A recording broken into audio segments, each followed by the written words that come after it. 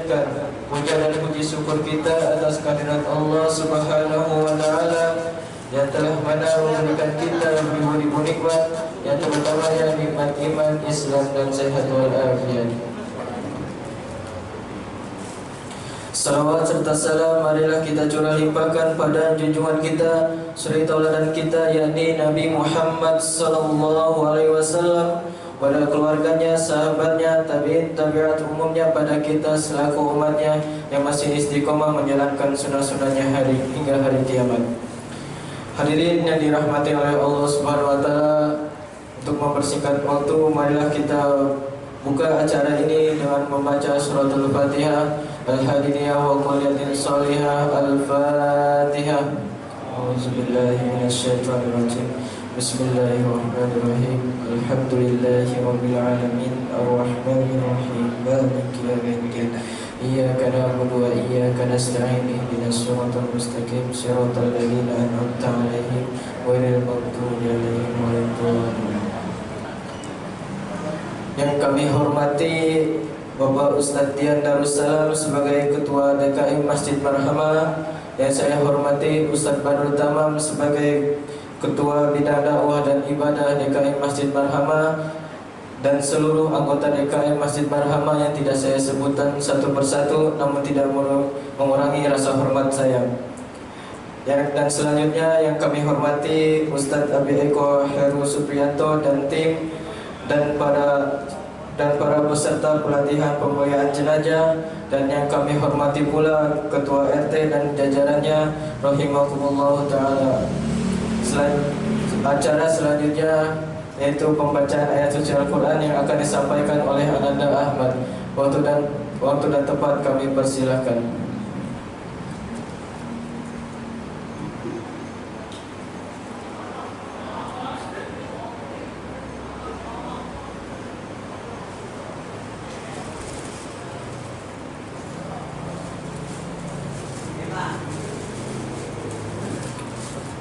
Assalamualaikum warahmatullahi wabarakatuh.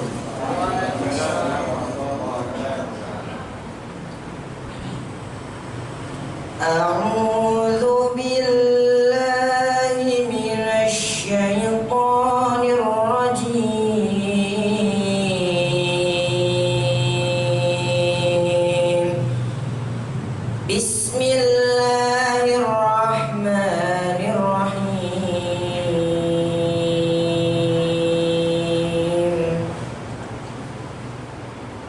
Alhamdulillahi rabbil alamin.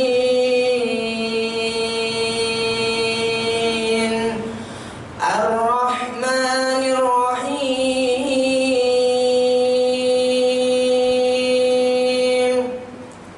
Maliki yaumiddin.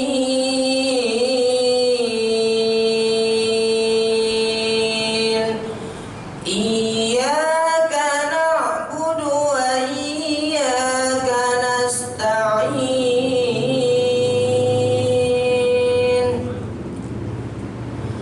Ihdinas siratal mustaqim.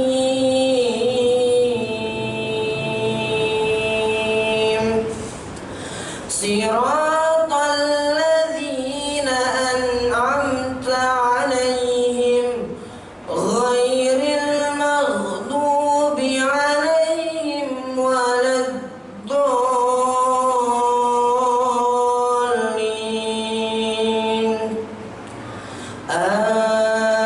Amin. Bismillahirrahmanirrahim. Idza jaa nasrullahi wal fath wa ra'aitan nasa yadkhuluna fi dinillahi afwaja fasabbih bihamdi rabbika wastaghfir innahu kana tawwaba.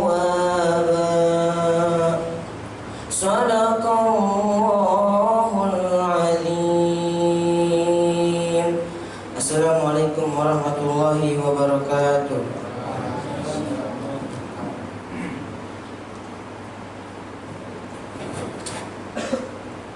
Allahumma arhamna bil Quran. Semoga yang membaca dan mendengarkan mendapatkan pahala dari Allah Subhanahu wa taala.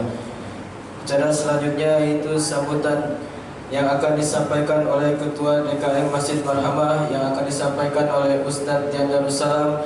Waktu dan tempat kami persilahkan.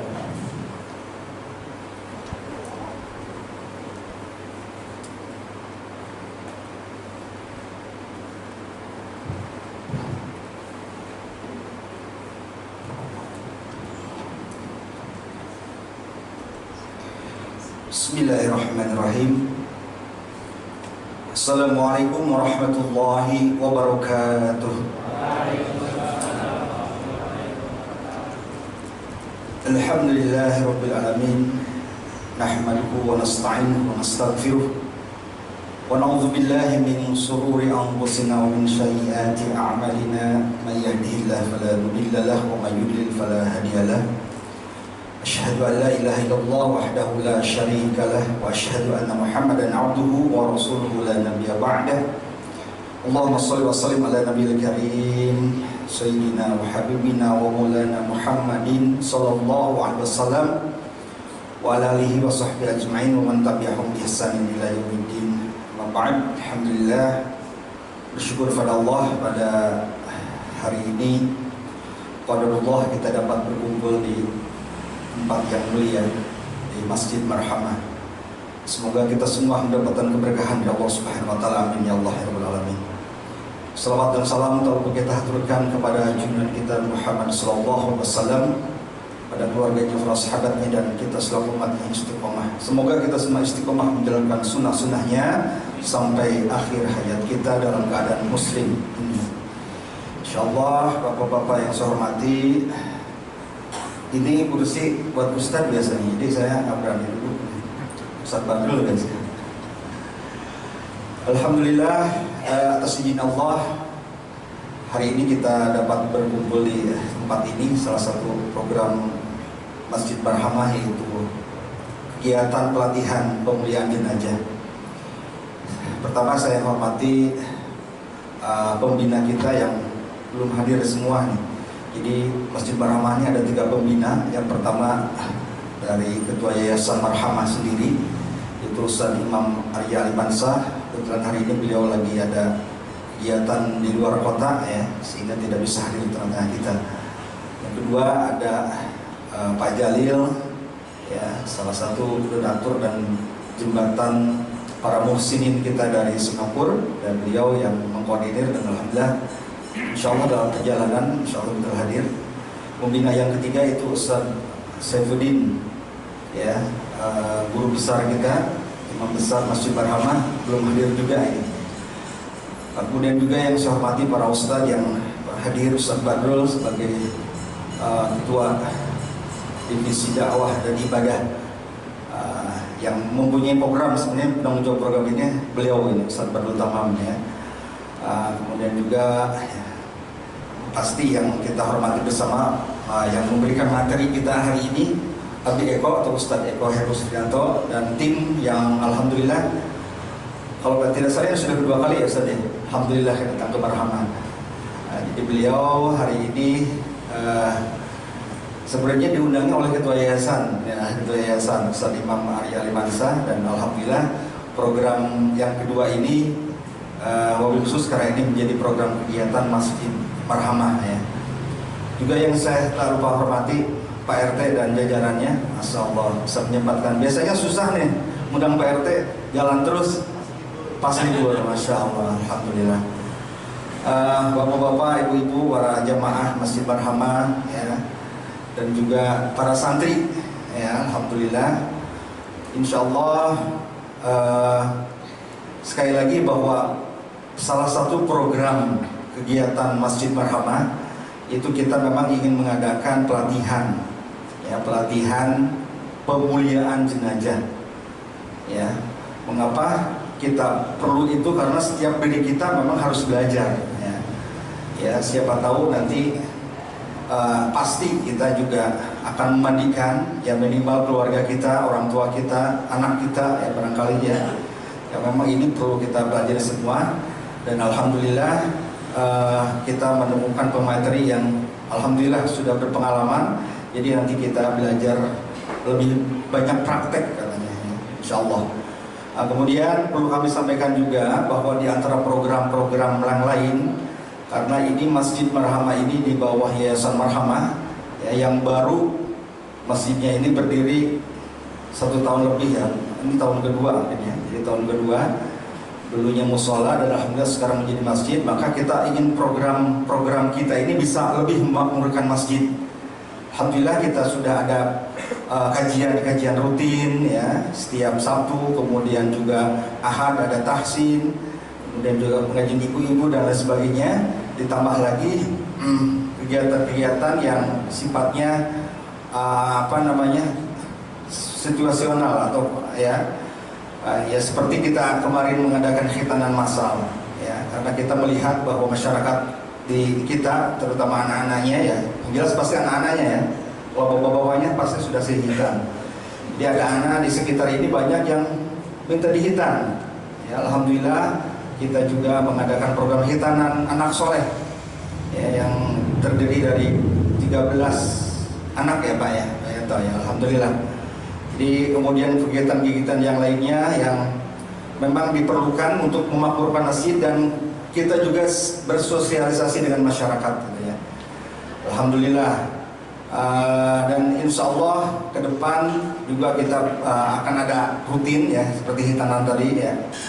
Ada usulan dari Pak Yanto katanya nikah massal, tapi yang nikahnya belum daftar gitu ya. Pak Yanto katanya, wah Mbak Beh nih mau yang kedua. Ya, alhamdulillah. Mohon nanti juga kita dengarkan ya apa yang diberikan dari arahkan oleh pemateri kita hari ini. Insya Allah ini bagian dari ilmu yang bermanfaat bagi kita. Kami atas nama DKM Masjid Marhamah mengucapkan terima kasih kepada semua pihak yang telah membantu terselenggaranya acara atau kegiatan ini. Ya, yang jelas, alhamdulillah para muhsinin, para donatur yang memang mensupport ya, program ini, dan panitia ya. Jadi DKM ini DKM yang memang tangguh ya untuk kita mengikuti setiap kegiatan. Semangat terus insya Allah. Semoga senantiasa Allah memberikan kesehatan dan keberkahan ya, insya Allah. Bapak-bapak, ibu, ada ibu-ibu ya, bapak-bapak dan anak sekalian. Jadi insya Allah nanti ada anak-anak santri juga nih Pak Ustadz Eko yang ingin belajar ya, karena memang kalau jamaah kita ada jamaah yang tetapnya, di samping para pengurus DKM juga ada santri yang memang tetap masjid ini pasti ada gitu kan. Kemudian juga alhamdulillah beberapa jamaah yang terdekat maupun yang jauh juga sudah bergabung dengan kita ya. Yang jelas semoga dengan makmurnya ini masjid menambahkan keberkahan kepada kita semua, dan semakin berkah, semakin makmur masjid-masjid baik di Marhamah maupun masjid yang lain sekitar kita. Karena ini ada beberapa masjid ya Pak RT ya. Di RT 4 ada berapa masjid Pak RT? Yang berseberangannya ada 3 ya. Yang sedikit ya. Jadi kami bukan ingin memakmurkan sendiri masjid kami, tapi ingin juga masjid-masjid tetangga kami juga makmur semua. Nah, tapi jadi mungkin nanti ada program Pak RT katanya ingin menggabungkan beberapa kegiatan bersama mungkin ya, insya Allah ya. Saja barangkali mudah-mudahan ada manfaatnya dengan adanya kegiatan ini. Mohon maaf apabila penerimaan kami kurang berkenan ya. Kami hanya menyediakan kopi, teh, dan insya Allah mudah-mudahan nanti ada untuk makan siang ya, insya Allah. Alhamdulillah, syukurillah, syukur pada Allah. Terima kasih walaupun Assalamualaikum warahmatullahi wabarakatuh.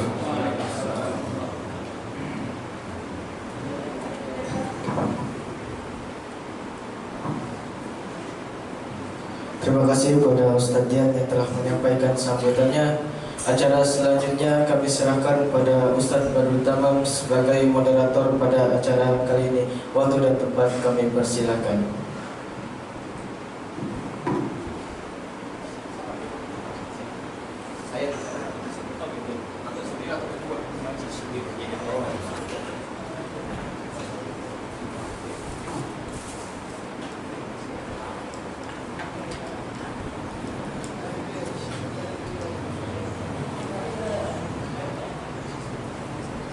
kalau pakai kursi ini agak goyang-goyang, jadi nggak ngantuk.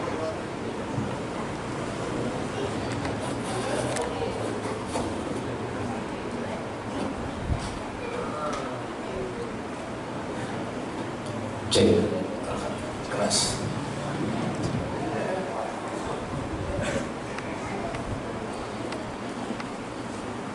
Ini mohon maaf, kacamata siapa ya? Takut-takut.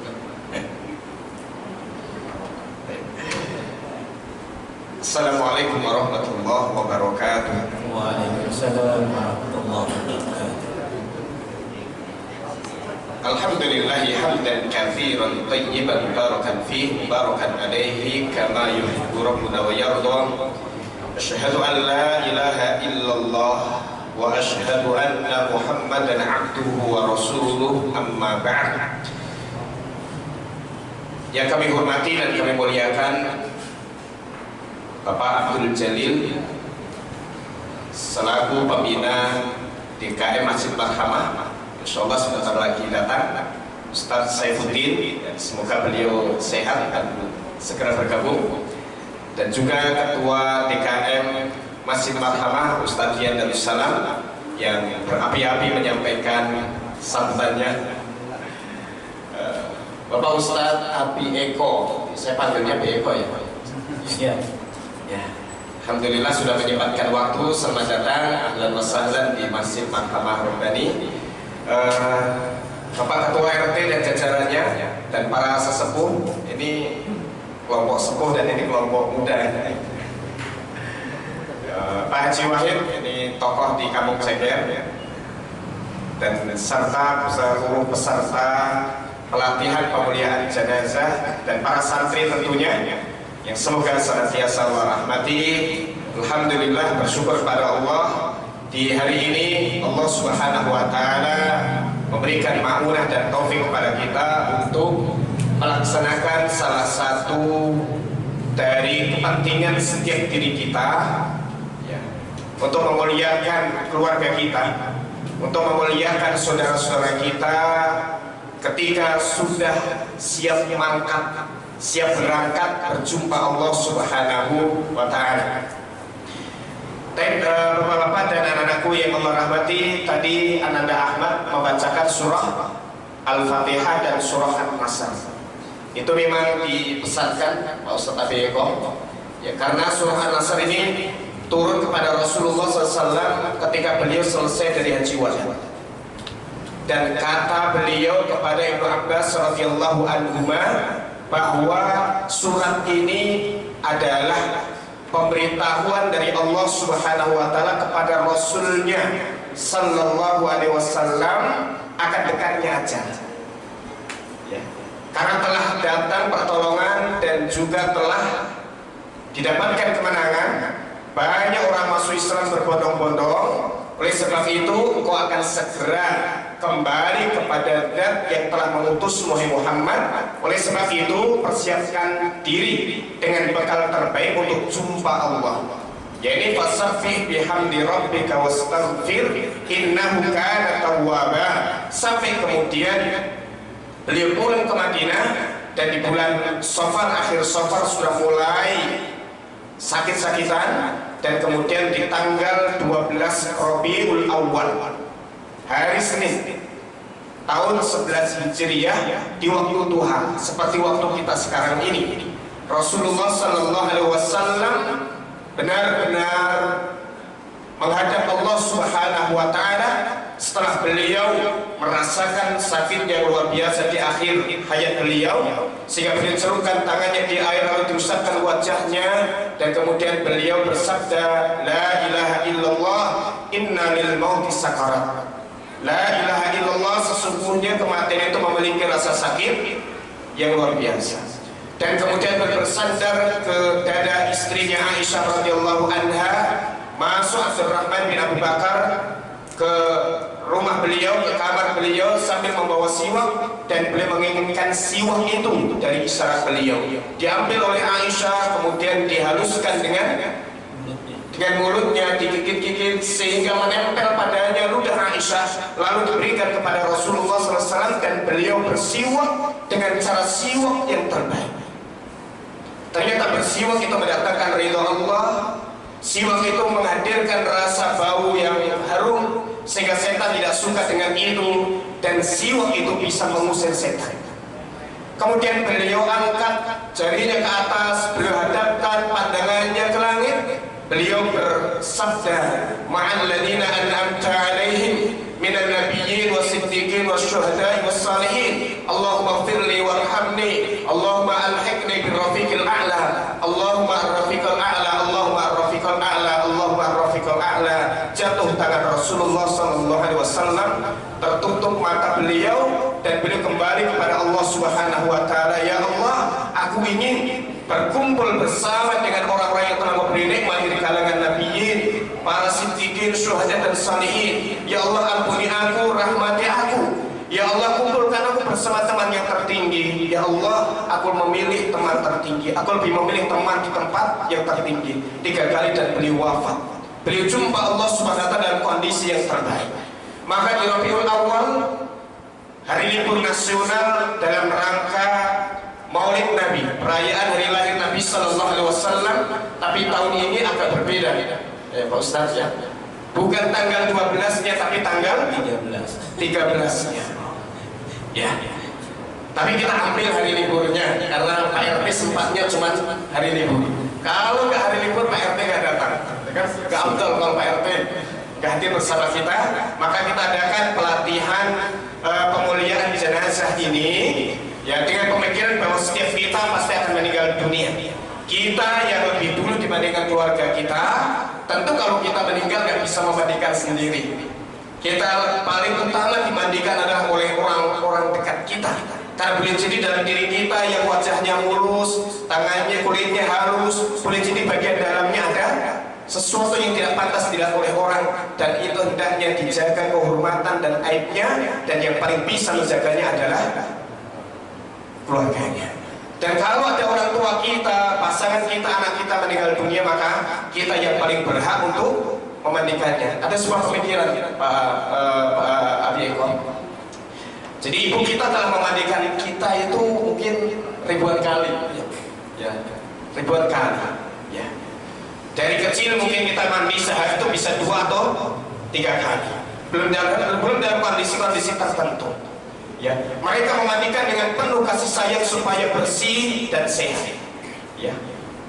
Lalu ketika orang tua kita, ibu bapak kita meninggal dunia, dan saat itu benar-benar membutuhkan kesucian pada jasadnya untuk sah disolatkan dan didoakan oleh saudara-saudaranya, maka kalau seorang anak mengatakan saya nggak bisa, saya nggak berani, yang lain saja, kira-kira pantas gak ini dijadikan sebagai anak kebanggaan?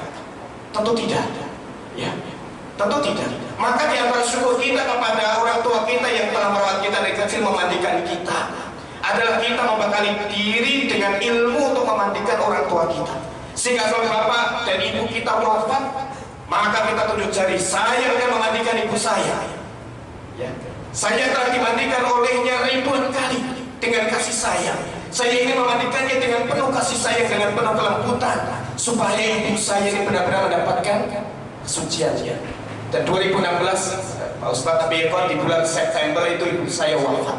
Saya menunggu beliau kurang lebih 1 pekan sebelum beliau wafat. Beliau di rumah sakit, saya urusin dari mensucikannya, jatuhnya ibukin dan seterusnya. Saya berkata beliau wafat, dan di hari pertama dan saat beliau wafat itu, saya tidak merasakan kesedihan yang terlalu kuat. Tapi saya alhamdulillah Allah takutkan, sehingga kemudian saya bilang, saya yang akan memandikan ibu saya dan menyiapkan kafannya dan akan mengimami ibu saya. Sampai kemudian sampai kemudian dikuburkan, dan setelah itu pulang dari kuburan itu baru kesedihan itu luar biasa memuncak. Sampai ada tamu saya tidak bisa menemui, saya tidak bisa berucap karena rasa sedih dan luar biasa. Alhamdulillah. Ya, itu satu pengalaman yang kemudian hendaknya dari setiap kita juga menyiapkan diri untuk itu. Tapi para fikum ini tidak boleh panjang-panjang, karena harus banyak praktek.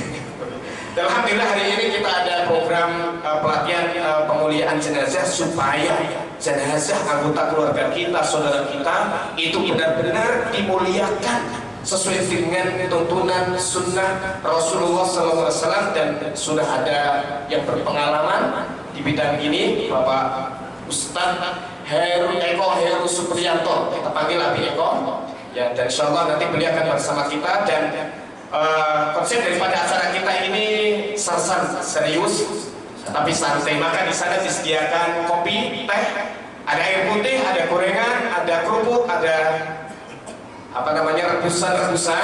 Maka dari peserta yang haus silahkan ambil sendiri karena memang tidak disediakan, takut nanti kalau disediakan malah tumpah ya. Maka Pak RT silahkan kalau ingin kopi, cuma nggak beli rokok di sini. Assalamualaikum Pak Ustaz, dipersilahkan. Alhamdulillah. Monggo silakan. Bismillahirrahmanirrahim. Assalamualaikum warahmatullahi wabarakatuh. Waalaikumsalam warahmatullahi wabarakatuh. Alhamdulillahilladzi arsala rasulahu bil huda wa dinil haqq liyudhhirahu 'ala kulli wa kafa billahi shahida. Asyhadu an la ilaha illallah wahdahu la syarika lah wa asyhadu anna Muhammadan abduhu wa rasuluhu. Allahumma shalli 'ala Muhammad wa 'ala ali Muhammad wa sallim 'ala Ibrahim wa 'ala ali Ibrahim. Ya ayyuhalladzina amanu taqullaha haqqa tuqatih wa la tamutunna illa wa antum muslimun. Alhamdulillah, kita bersyukur Allah Subhanahu wa taala di kesempatan pagi menjelang duha. Sudah duha ya. Siang kita diberi kesempatan Allah untuk thalabul ilm. Alhamdulillah di tanggal 13 Rabiul Awal ini liburan Maulid sebenarnya. Harusnya tanggal 12 diundur jadi tanggal 13. Ya alhamdulillah masih dapat libur daripada tidak sama sekali ya. Jadi kita bisa rehat. Nah ini fungsinya. Alhamdulillah dapat libur, kita bisa bermujahadah, mendapatkan ilmu. Mari kita tadi kata Ustaz, Masya Allah, historis, sejarah atau kronologis ya, bagaimana kita seorang anak yang selama hidupnya ya semuanya baik, dimandikan oleh orang tua kita ya, ditimang-timang, dibesarkan sampai kita mendapatkan pasangan, bahkan punya anak lagi. Sebagai anak, mari kita buktikan birrul walidain, kita berbakti kepada orang tua. Salah satu bentuk birrul walidain itu kita membalas kepada orang tua. Kullu nafsin dha'iqatul maut. Bapak ibu, nggak ada ibunya ya. Biasanya ada ibunya lah gitu. Bapak-bapak dan jamaah masjid, setelah anakku, para santri semua, harapan orang tua yang di rumah terhadap antum semua yang sedang menyantri di sini, ini kebiasaan masyarakat kita kalau meninggal menunggu anaknya yang akan pulang dari pesantren. Masya Allah, tumpuan orang tua terhadap antum untuk membuktikan bakti kepada orang tua saat akhir hayatnya anaknya ditunggu. Untuk apa? Paling tidak mendoakan.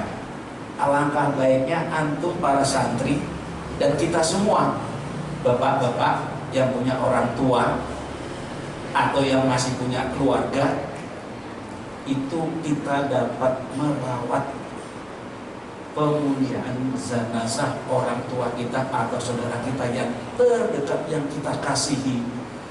Bahkan memang harus kita buktikan betapa kita akan selalu membuktikan bakti kita terhadap orang tua. Nah, pada kesempatan kali ini kita untuk mencoba, sebenarnya di sini juga harusnya sudah ada, karena kematian itu datangnya tidak ada yang tahu kapan saja, di mana saja ya. Ketika saat ajal telah datang, maka tidak dapat diundurkan atau dimajukan. Faiza ajalu wala taskiruna sa'ata wala yastadimun Bila ajal sudah datang, maka tidak dapat dimundurkan atau diajukan. Untuk itu, kita harus siap dimanapun kita harus berada. Bekal yang harus kita bawa pada saat kita menjumpai kematian untuk menghadapi kehidupan yang lebih kekal. Sejatinya, kalau kita pulang kampung itu, tentunya kita harus sudah bawa bekal. Minimal bekal uang saku di jalan atau sampai di tempat tujuan. Begitu juga kita saat kita menghadap Allah. Pada saat kita menuju kehidupan yang lebih kekal, akhirat, tentunya kita juga harus sudah menyiapkan bekal. Bekal apa yang kita bawa? Tentunya amalan solihah kita yang diutamakan. Kita berusaha untuk selalu atiullah wa atiur Rasul, mengikuti Allah dan Rasul dengan menjalankan sunnah-sunnahnya. Nah, bapak-bapak dan para santri sekalian, jamaah masjid yang selalu dicintai oleh Allah Subhanahu wa taala. Alhamdulillah, Ustadz Imam Arya beliau ya teman sejawat kami, sama-sama di kebencanaan relawan. Pada bulan-bulan sebelumnya, pada saat-saat COVID sedang ramai, sedang marak, kami pertama kali di sini mengadakan pelatihan jenazah hanya untuk pada saat itu untuk relawan. Artinya mereka yang siap untuk berjibaku melawan COVID, bukan melawan COVID, merawat jenazah yang kena COVID. Bagaimana secara syar'i? Kita lihat dari kacamata syar'i, perawatan jenazah, ya, mereka yang terpapar COVID. Nah, kita fokus pada mereka yang sedang istilahnya isolasi mandiri di rumah atau di lingkungan, tidak dirawat di tempat rumah sakit atau di karantina area tertentu. Kita fokus itu, Masya Allah. Pada saat itu kita para relawan merasa sudah kiamat. Orang saling membutuhkan, ketergantungan kepada orang yang mampu atau yang siap untuk terjun. Oksigen habis, Masya Allah. Itu Pak, kalau bapak-bapak pernah lihat laron, apa laron? Orang Jawa laron itu. Begitu dia musim hujan berterbangan, sibuk. Itu juga begitu Pak. Yang Pak RT-nya nggak berani masuk ke rumah, Pak, ini makanan saya siap gantungin di pagar, Masya Allah. Mudah-mudahan sini nggak ada Pak ya, nggak ada ya, nggak sedikit. Tapi itulah fenomena alam yang Allah tunjukkan kekuasaannya. Kalau Allah menghendaki, bulan Juli paling tinggi, dicabut semuanya, nggak di rumah sakit, nggak di rumah, nggak di kantor, di gedung tinggi yang dia tertutup. Emangnya kalau udah di gedung, dalam gedung dia nggak mati apa ya? Kagak Pak, betulnya kagak ya. Kalau ajal sudah datang, walaupun dia melindungi diri tempat benteng yang kuat, kematian itu akan datang Pak. Tapi di lain pihak ya kita tetap ikhtiar Pak, ya berusaha. Di antaranya pemerintah programnya ini Pak, pakai masker. Tapi sekarang alhamdulillah Bekasi sudah landai. Tapi landai juga kita harus tetap waspada ya. Dan saya dapat informasi di karantina yang di Jakarta, Wisma Atlet itu sudah menandakan ada dampak nambah, yang tadi sudah berkurang, sekarang nambah dikit-dikit. Nah, kita harus tetap waspada. Baik Bapak Ibu sekalian, ibu lagi biasanya. Memang biasanya jamaahnya banyak kan ibu juga. Sebentar Ustaz Afiqo, ini dua pembina kita sudah datang. Alhamdulillah. Ustaz Saifuddin Al-Bandari ini imam besar Masjid Al-Fatihah. Satu lagi Bapak Abdul Jalil dan dua putra beliau. Alhamdulillah. Oh, satu saja yang ikut. Barakallah. Selamat bergabung dalam materi ini, mudah-mudahan bermanfaat untuk kita semuanya. Alhamdulillah. Terima kasih sekali. Silakan ngomong lanjut. Baik, itu kejadian yang semua orang tidak dapat tertunda. Tergantung kita ikhtiar, kemudian ya sekali lagi kita percaya dan yakin kepada Allah. Kadar baik dan buruk itu datangnya dari Allah. Kita terkena atau tidak terkena, itu karena Allah. Itu keyakinan yang harus kita punyai. Demikian pula bagaimana kita menyikapi, bagaimana cara kita untuk menghadap Allah. Dan di antara yang satu kebutuhan dasar manusia untuk menghadapi yang namanya kullu nafsin dha'iqatul maut, kematian itu khalaqal mauta wal hayata liyabluwakum ayyukum ahsanu amala. Kematian itu bahkan usia dari Allah SWT. Allah yang menciptakan kematian, Allah yang menghidupkan kita. Untuk itu kita harus siap apapun keadaannya, dimanapun. Ingat iklan Coca-Cola. Siapa yang ingat iklan Coca-Cola? Di mana, kapan, di mana saja, ya di mana-mana kita harus siap akan kematian. Bapak-bapak dan jamaah sekalian, adik-adik santri yang kami hormati dan kita cintai oleh Allah Subhanahu Wa Taala. Bukannya dulu, ya. Ini para sahabat kalau sedang musafir itu kemana-mana tuh, kalau orang Jawa bilang gembol kain kafan, gembol kain atau surban. Surban itu akan menjadi kafannya dia. Jamaah haji yang pada saat dia sudah mikot dan menggunakan kain ihramnya, kain pakaian ihramnya itu kan membalut, akan menjadi kafannya dia. Bahkan sebagian kebiasaan orang tua kita, orang-orang kita di sini itu biasanya pakaian ihramnya tidak dibuang, tapi dia disimpan untuk nanti saya meninggal, tolong dipakaikan. Boleh saja, nggak ada larangan, sepanjang kain itu dirawat sehingga tidak dimakan kotor, dimakan rayap, disimpan yang bagus, dimasukkan plastik di lemari, tentunya harus tetap dikasih uangnya agar serangga tidak datang. Ini salah satu tip kalau mau pakai kain kafan yang bekas pakai ihram.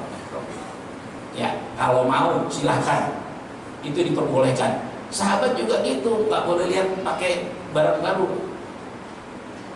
Kejadian kisah sahabat Rasulullah memakaikan selendang atau surbannya, diminta oleh sahabatnya, ya Rasulullah, itu berikan pakaian untuk kafan. Diberikan karena Rasulullah cinta pada sahabatnya, diberikan apa dia.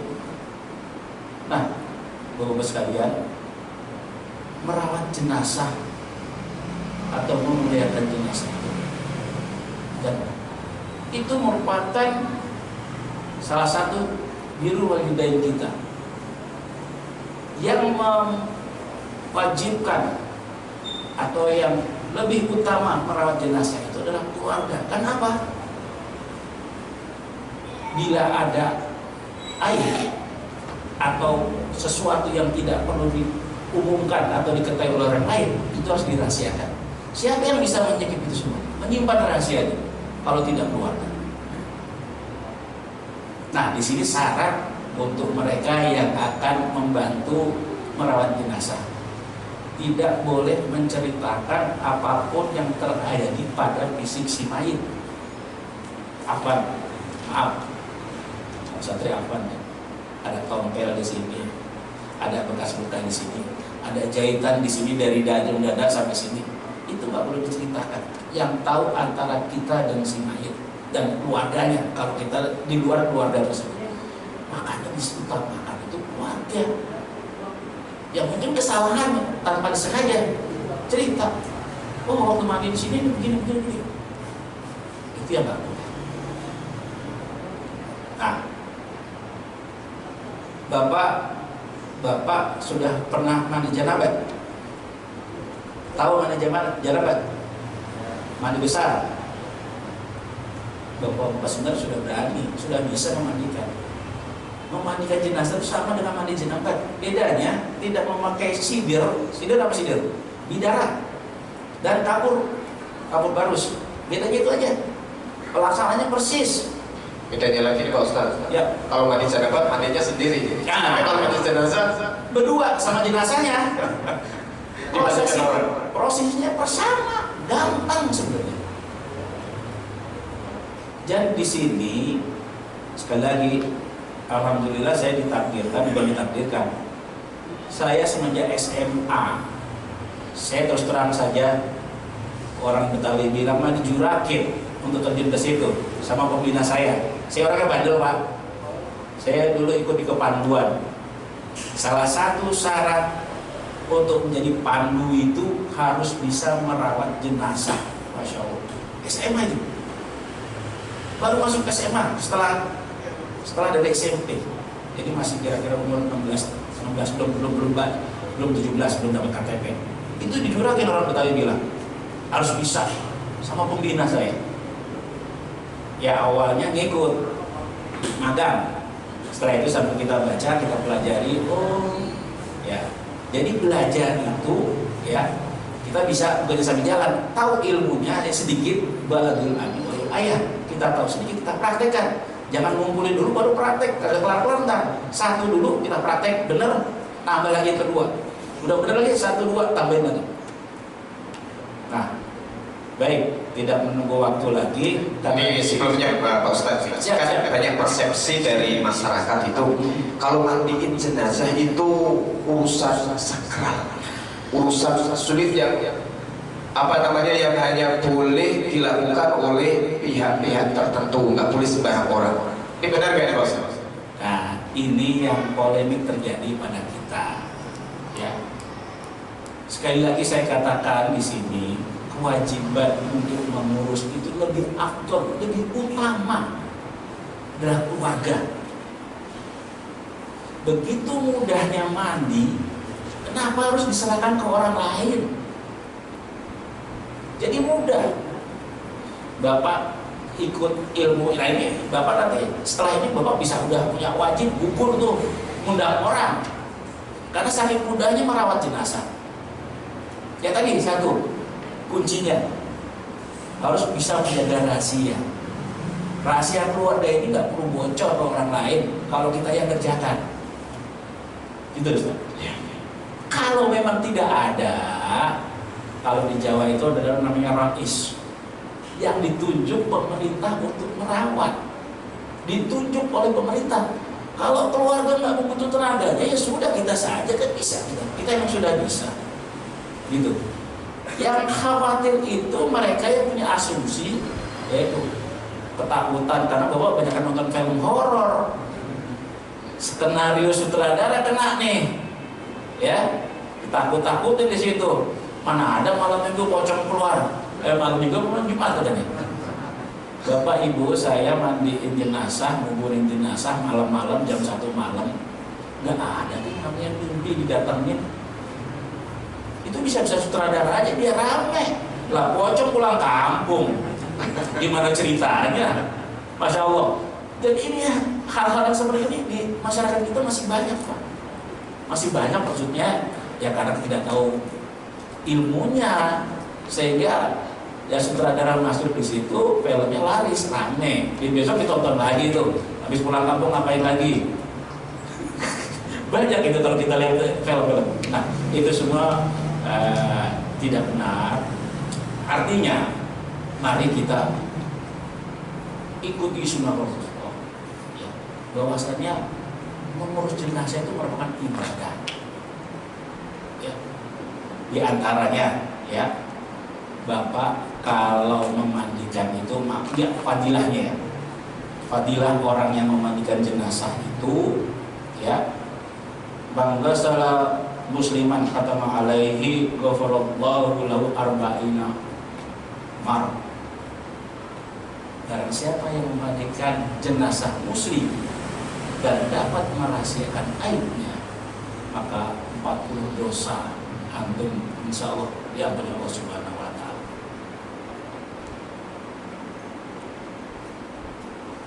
Ini yang tidak diajarkan, jarang disebarkan ke masyarakat, ke orang kita, atau kita sendiri sedang membaca. Masya Allah, bab janais ini di semua kitab ada. Sahih Bukhari ada, Muslimnya ada, ya. Imam Ahmadnya ada. Itu bab tersendiri masalah urus jenazah. Kalau kita urut lebih panjang, boleh nanti Ustaz buka kapan-kapan kita fikih secara fikih, ya. Bisa kita sampaikan di sana. Sekarang kita intinya kita punya ilmu sedikit, ya. Kita tahu, berani dan terjun. Nanti sambil baca. Kemudian, nah ini Bapak Ibu sekalian biasanya gini, pada sakaratul maut, entah itu di rumah atau di rumah sakit. Kalau di rumah sakit udah susah dah, apalagi masuk ruang ICU, susah kita dampingin, pasien atau orang tua kita, saudara kita kalau masuk ruang ICU. Kita nunggunya di blok 19, ruang tunggu ICU, jauh dari pasien. Syukur-syukur kalau meninggalnya di rumah sakit Islam, perawatnya ngingetin, artinya ada yang nalginin. Akhiru kalamihi la ilaha illallah dakhalul jannah. Masyaallah. Barang siapa yang dalam akhir hayatnya mengucapkan la ilaha illallah, jadi masuk surga. Kudu diingetin, ya.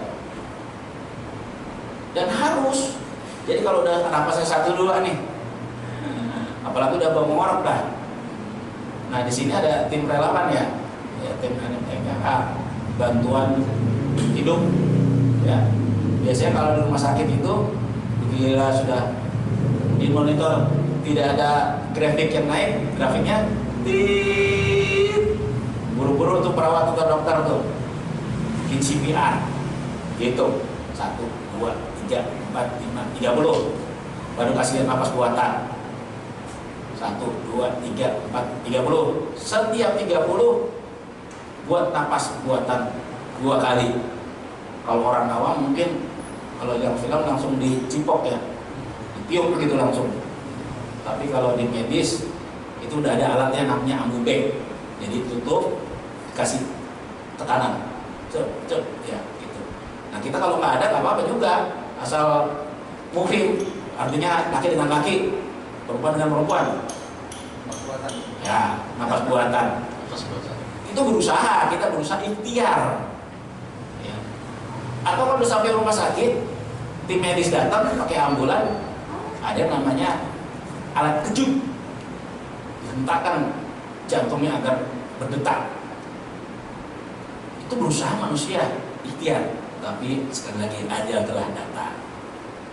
Ajal datang, kita tidak bisa berbuat apa-apa. Nah, kewajiban kita terhadap si mayit yang baru, ya, sebelum meninggal, kalau kita bisa talkinin, dampingi keluarga kita yang kita cintai pada saat menjelang sakaratul maut. Jangan jauh-jauh dah. Ini yang mau diharapin hartanya doang, biar mati bukan untuk dapat warisan. Boleh gitu, ya. Kita dampingi orang tua kita, keluarga kita, anak kita yang kita cintai. Pokoknya kita ajarkan, kita bantu dengan mengingatkan, talkinkan. Baik, setelah ditalkinkan dan dia meninggal, nah kalau sudah memutuskan terakhir, Bapak diraba di sini Pak. Kalau sudah tidak ada detak nadi, yakinkan.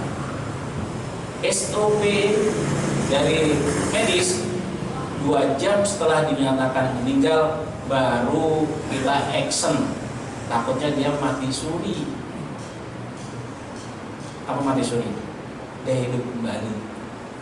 Jadi ya itu tadi 2 jam itu dokter atau perawat atau siapapun yang ketemu orang tergeletak di jalan itu berusaha itu pingsan, nah tidak ada pertolongan pertamanya, ya, itu CPR.